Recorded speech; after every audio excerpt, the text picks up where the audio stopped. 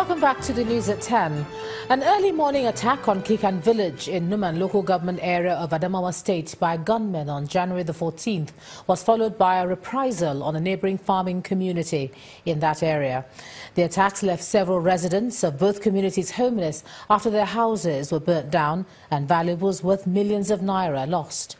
Our community report tonight looks at how the people are slowly picking up the pieces.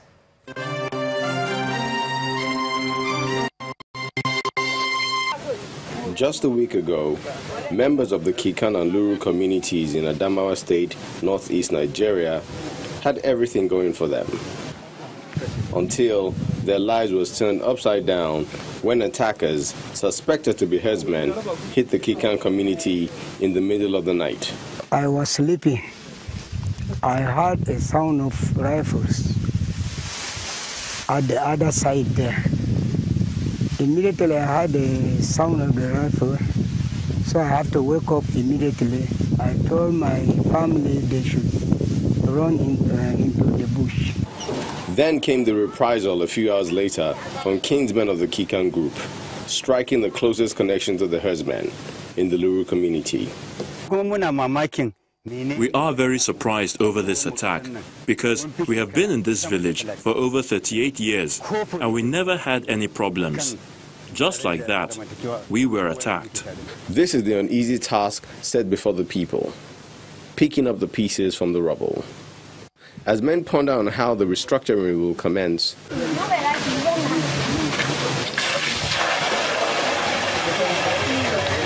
the women are putting things in place to ensure stomachs, especially of the little ones, are filled from what they can salvage. But from the look of things, nothing was spared.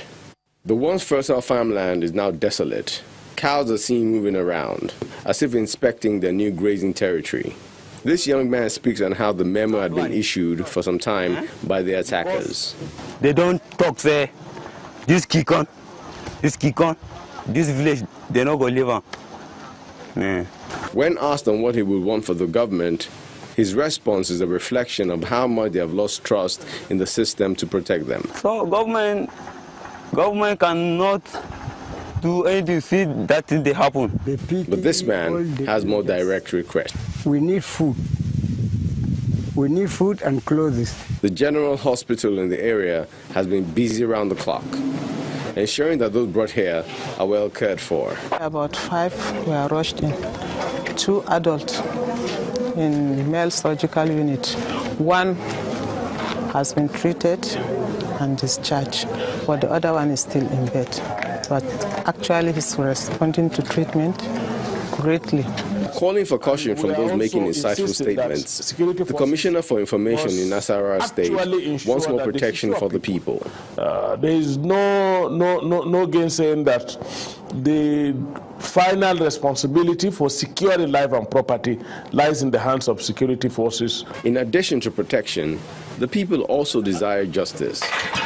But at the moment, all they seem to be getting are promises from the authorities, without any clear-cut plan of how and when the issues will be resolved.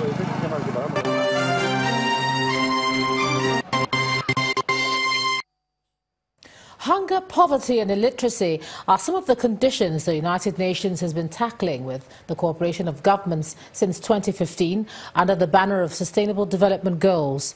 Now, UN Women Nigeria, with the help of UN Global Compact and the Nigerian Economic Summit Group, is forging another strategic partnership, this time with the private sector, to achieve the SDGs with particular emphasis on gender equality. Our correspondent Mary Alale Yusuf reports. Sustainable Goal 5 of the United Nations seeks to achieve gender equality and empower all women and girls. The United Nations believes that gender equality is integral to achieving all other sustainable goals. According to them, about 2 billion people are financially excluded from formal markets globally.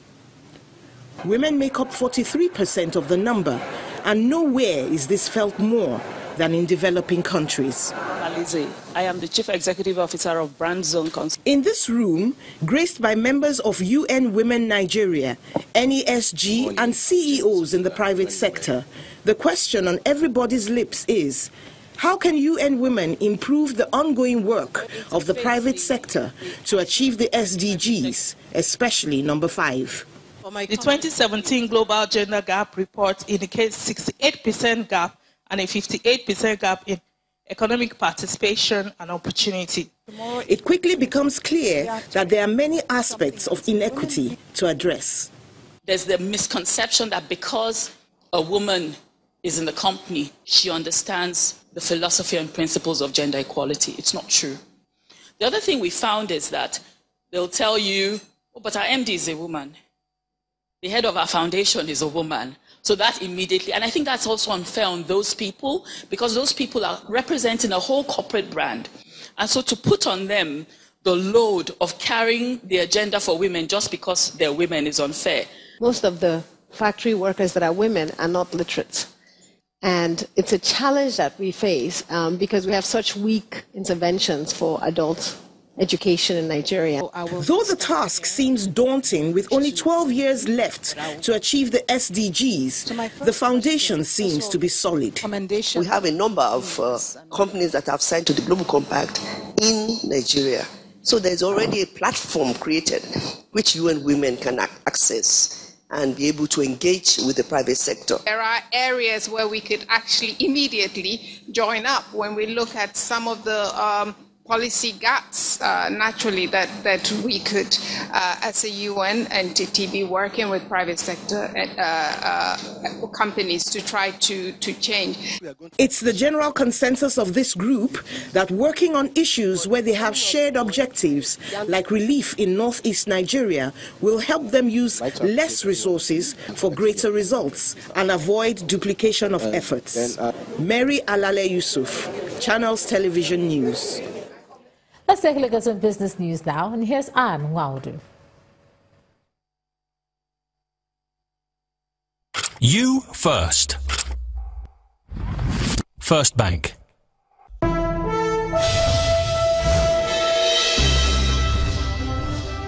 Thanks a lot, Ijoma. Nigeria's Vice President, Professor Yemi Osinbajo, is asking the European Union to show more commitment and consider fairer trade policies instead of handouts to stop illegal migration from Africa. Professor Osinbajo was speaking at a separate meeting with foreign partners at the 48th World Economic Forum holding in Davos, Switzerland. Our correspondent Gloria Umezoke reports. It is necessary. It's the second day of the 48th annual meeting of the World Economic Forum. Global leaders, including Nigeria's Vice President, Professor Yemi Osinbajo, have been meeting on the sidelines. Here, the Prime Minister of Greece and Italy are also present to discuss the issue of migration across the Mediterranean. While the Prime Minister of Greece advocates handouts as a possible solution, the Vice President disagrees. I think that what Africa needs, and what a lot of the southern neighbors of the Europeans need, are fairer trade policies, and a cocktail of policies that center on job creation in those locations. And I think that want more investment than that. Yes, certainly, by far more investment, But I think more thinking through those ideas and policies that create opportunities. Professor Osinbajo holds another bilateral meeting with the COO of Facebook, seeking new economic initiatives capable of boosting local businesses in Nigeria. Yes, sir. These meetings, including those held earlier in the day to review viable sectors for investments like the garment and textile industry, will likely trigger greater growth. The World Bank has already indicated that they believe that we can grow 2.5% this year, which is very, very good. But we think we can even do even better, and that we must do better. The recession has passed, but the only thing is that we must make sure we don't go back. We don't really relax on our efforts to make sure that we keep diversifying the economy. We shouldn't really rely on oil. The need for global cooperation has re-emerged strongly here as leaders put forward ways in which which countries can mutually benefit from each other. Nigeria has made clear her priorities and position that the country is economically stable and remains open for global investors to come in and help boost especially local businesses. From the World Economic Forum Conference Center here in Davos, Switzerland, Gloria Umezuke, Channels Television News. U.S. banking giant J.P. Morgan Chase says it plans to expand its presence in Africa. The announcement follows the bank's unveiling of a $20 billion investment plan, which will see it raise wages, hire more people, and open new branches across the continent. Speaking on the sidelines of the World Economic Forum meeting in Davos, Switzerland, J.P. Morgan's chief executive, Jamie Dimon, says the company will target Ghana and Kenya, whose local regulators previously blocked the U.S. banking giant's expansion plan. The 5-year plan expects J.P. Morgan to ramp up overseas investment in addition to its domestic growth plan after it finished cleaning up troubled mortgages in the 2007 to 2009 financial crisis. The equities market extended the profit-taking today into a third session, with the month-to-date return of the all-share index down from 17.84% to 14.96%. To have the bears also took over the gaining streak at the market. Chimezia Biwago has the details. Thank you for joining us on the Stock Market Report. Indeed, the bears seem to have taken hold of the market. Today's proceedings, just as Tuesday's trading, were bearish from start to finish.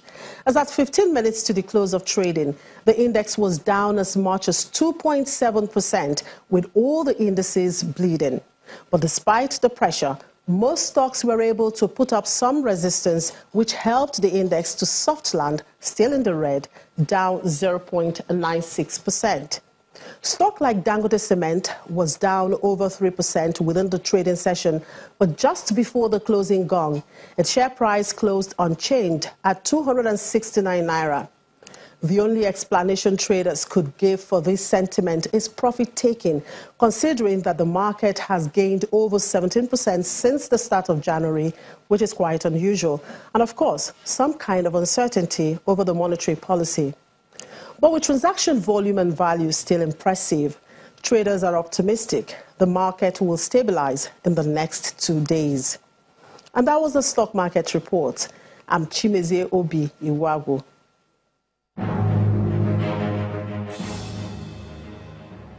Mixed sentiments trailed major world stock markets at the close of trades today as investors digest fresh regional corporate earnings and trade data while keeping an eye on developments at the ongoing World Economic Forum. Let's take a look at the numbers for today.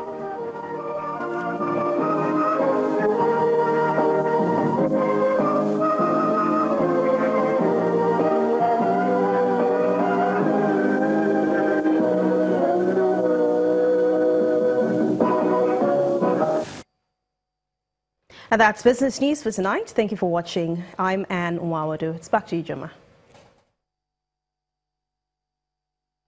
You first. First Bank. Thanks a lot, Anne. Still ahead on the news at 10, former U.S. gymnastic team doctor Larry Nassar bags jail sentence of 175 years in Michigan for abusing female athletes he was supposed to treat. That's on sports. Please stay with us.